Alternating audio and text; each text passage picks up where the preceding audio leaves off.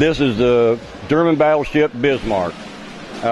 It was the largest German battleship ever built.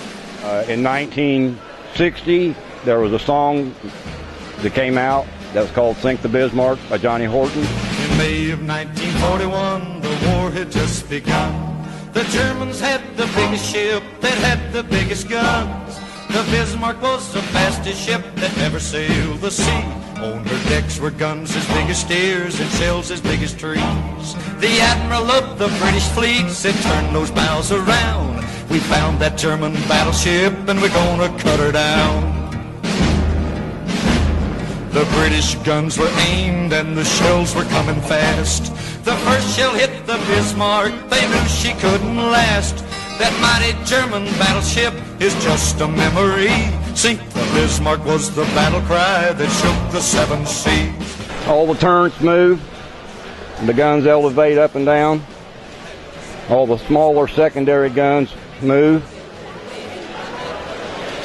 The radar dishes move, and the cranes move. So I was able to incorporate all the movement of all the different guns with this build. It had one reason to be built, and that was to disrupt the shipping lanes in the North Atlantic, where the United States was supplying Great Britain with war supplies. Along with the U-boat threat, they wanted a surface fleet that would also attack the convoys, to sink the convoys, the supply ships.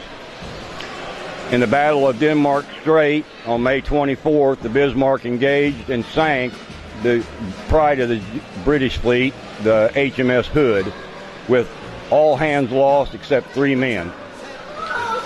On May 26th, the Bismarck was attacked by aircraft from the HMS Ark Royal and was damaged so that her rudder wasn't operating properly, thus allowing the British fleet to catch up with her and engage her.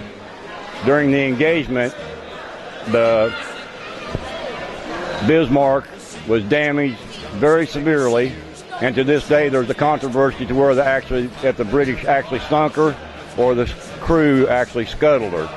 But I believe that both happened. The British fleet pounded the Bismarck very badly, and the Germans scuttled the ship to stop the attack, basically. This only lasted for one excursion. The first time it went out, it got sunk. So, I mean, but it was with Prince Eugene, another battleship that was escorting it. And then after the engagement with the Hood and the Prince of Wales, the Prince Eugene moved on, and Bismarck went by herself. Okay. In 1989, Robert Ballard found the Bismarck. It is 15,500 feet down on the bottom of the Atlantic. And so they know exactly where it's at and what it looks like. Okay, so that's quite some distance. Now this was, I don't know, was it the largest German battleship? That's right, during World War II? Or? Yes. Okay, what made it different than, you know, the normal size battleship? Was there particular gun size or anything of that nature? They had 15-inch guns, and its range was 15 miles. Okay. So when it sank the Hood, it wasn't shooting flat, it was arching. And the arching fire is what got the Hood, because it went through the decking and got into the powder magazine and blew the ship in two.